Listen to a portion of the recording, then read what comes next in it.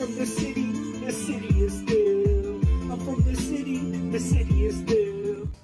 All right, guys, so welcome to the very first card talk. We're going to have this barber set up because, as you guys know, Hot Hands Hoshik is actually a professional barber.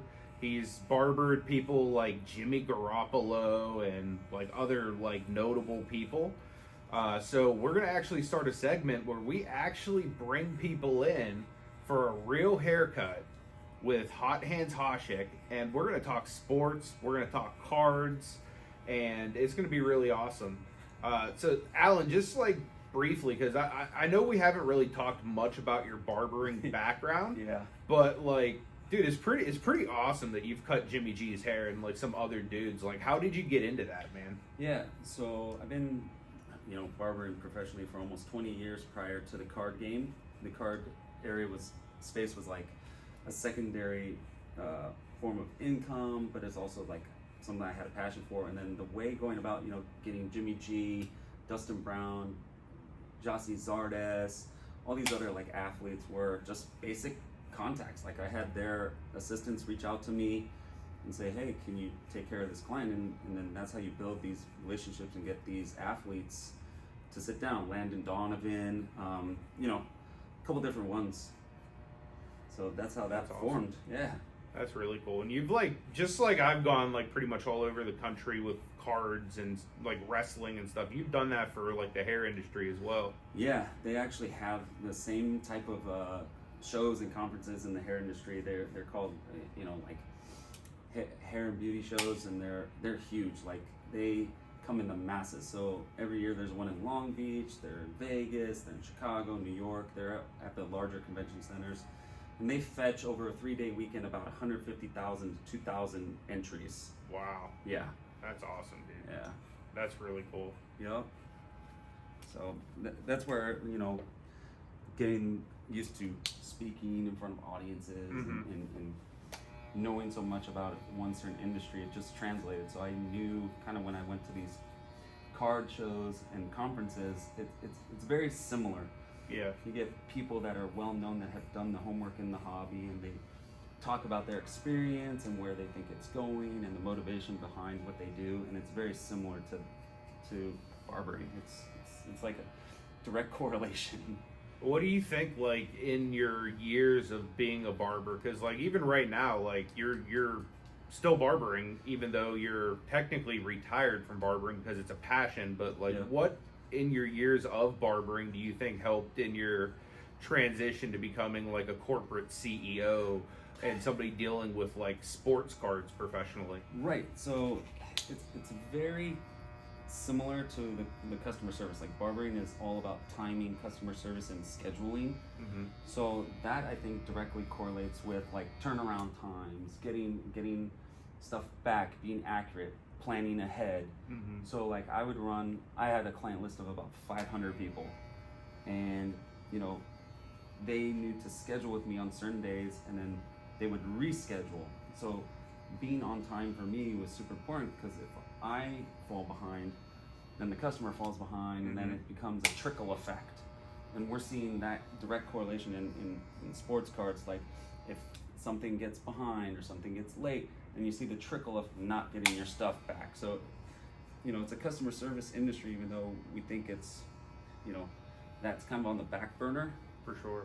But it's definitely a customer service industry. They're entrusting us with their cards, just like you're entrusting me with giving you a great haircut, right? Exactly. If I do a poor job, guess what? You're not going to be coming back.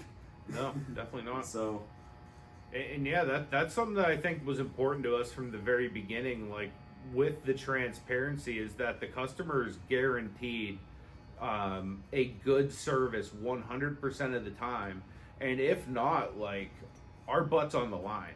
You know what I mean? By us attaching our names publicly to every grade, and like basically putting a full report card up there, not only for like a card like say customer A would send in, but they can go look at customer B's card or customer C or all the way through Z. So like I think with that customer service background, man, being like your forefront, I really do see how that's really helped you in this endeavor to kind of transition into the card space. Yeah. Now, were you always a collector growing up, or how did you kind of get into card collecting? I think it's like when you start really realizing, I'd probably say around like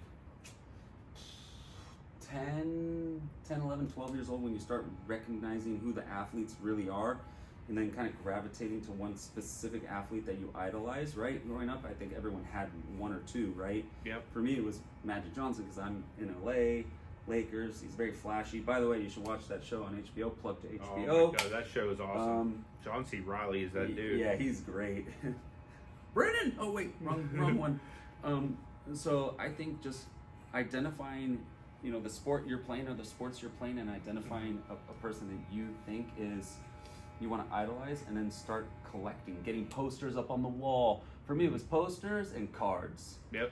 So, you have a little piece. You feel like you have a little piece and identity and history with that player. So I just recently found my old collection, and I had a bunch of Magic Johnson cards. That's awesome, man. So I think it started around, like 12 years old, I guess. Nice. Now I'm old. So I remember those childhood memories the fondest, because like the crazy part is, when I was a kid, it was literally me and the chef running around from like flea market to flea market or card shop to card shop, and it's like, now we're both in our late 30s and we're still running from card show to card show, or shop to shop or whatever. It's just like, it's like, wow, like I grew up and got to be a kid again. It's amazing. Yeah, it's like no better feeling when you find that lone card that you've been hunting for. Like, oh man, I have memories of this card. Where is it? And you see it kind of floating around. Like, I remember I had an 87 Fleer Michael Jordan sticker, and I still don't know where it is. It's probably been moved since then. But I'm fearful that like my dad like threw it away not knowing what it was. Oh yeah. That's always the hard part. So I was like, I need a safe to keep all these things, out of harm's reach. I still have a binder of Kobe Bryant cards missing from childhood. It was literally like the first 9 pages of it was all the rookie card of him with like the sunglasses on his head. Yep. And it was just like such high-end stuff, man. Like today it would be very valuable. Like back then it wasn't super valuable because it was like junk wax, but now it's awesome. Man, like if I could find that binder, like you'd be in business. Yeah, oh my God. Yeah. I would probably keep it though. That's the sad part. Like I would probably keep every card just because of the sentimental attachment. Right. Well, that's history too. That's like your childhood, and you're like, wow, I identify myself with all this. And dude, he's like my favorite player. Like if you go to my mom's house, she still has a report from like, I think like the 7th grade of me talking about Kobe Bryant being my idol or something like that. Like it's like Kobe was my guy, man. Like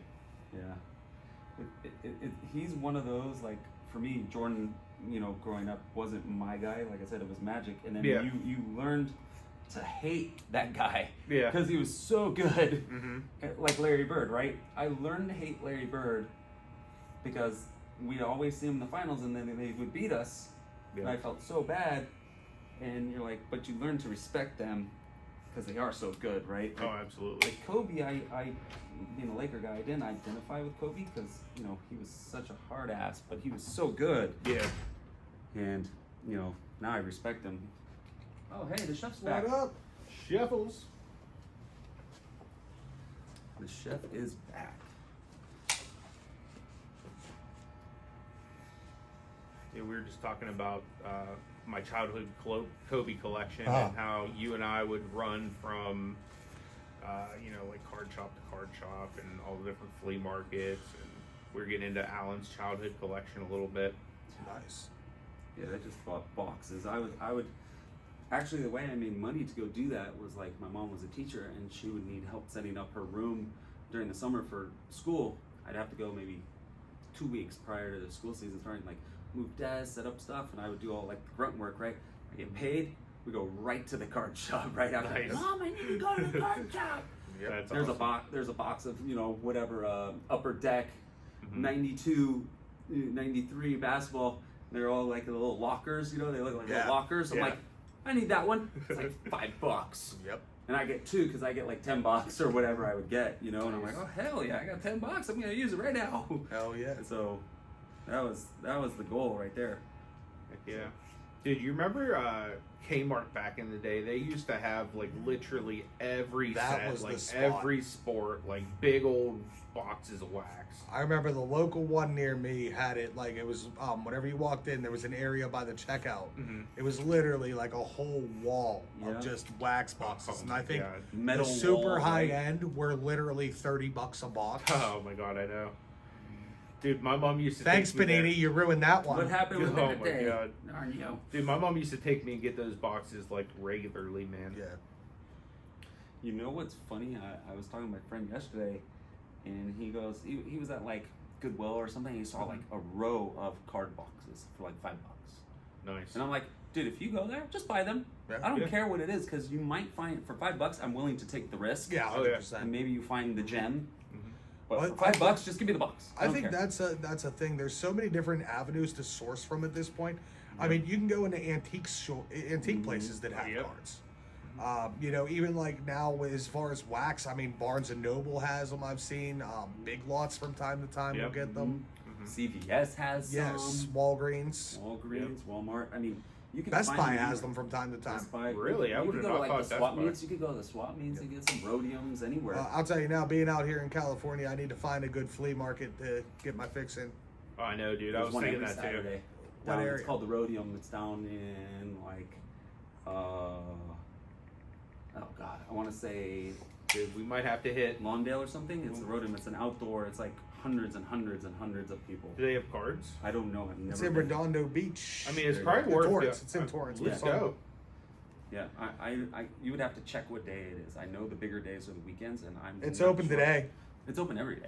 Like, Just saying, it's open today till 3. If we're looking to source, I mean, yeah, that but might be- I haven't been there in a long how time. far away to is see- Torrance? It's not that far, right? Like half hour. Yeah, it's that. But I haven't seen enough. Because isn't that right by where Jaspy's, like heading that way, or am I mistaken? Sort of, but it's closer. It's Okay, closer. cool. But I haven't seen enough cards there.